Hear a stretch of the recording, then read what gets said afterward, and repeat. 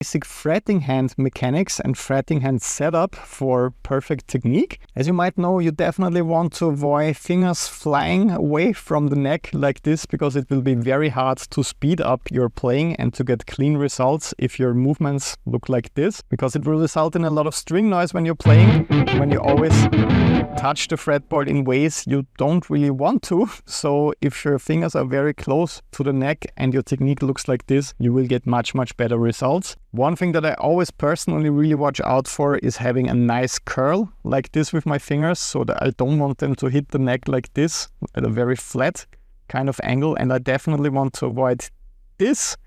That does not look right and also doesn't feel right when your fingers are bending like that. So they always have this nice kind of curl, which will come in handy later when we talk about hammer-ons and pull-offs. But for now, I want you to focus on a very basic exercise. You're gonna use all of your fingers for this one, and you will play ascending from the 5th to the 8th fret like this, once again with alternate picking. And then you will descend.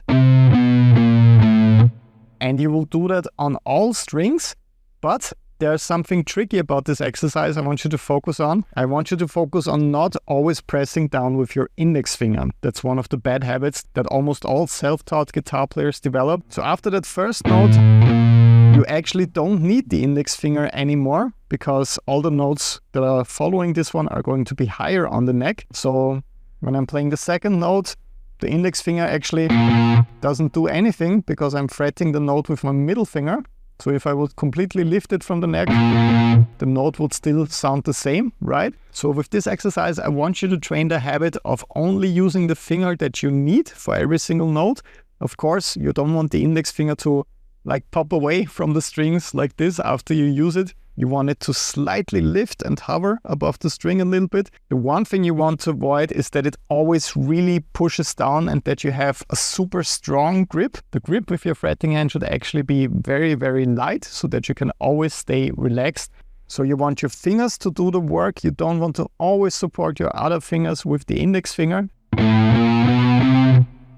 As you could see, I was lifting my fingers a little bit after using them, and then when I go back down, I especially focus on my pinky finger so that it doesn't fly away from the neck like this. I really want them to stay close to the neck for this exercise. So one more time, I will repeat it across the strings for you.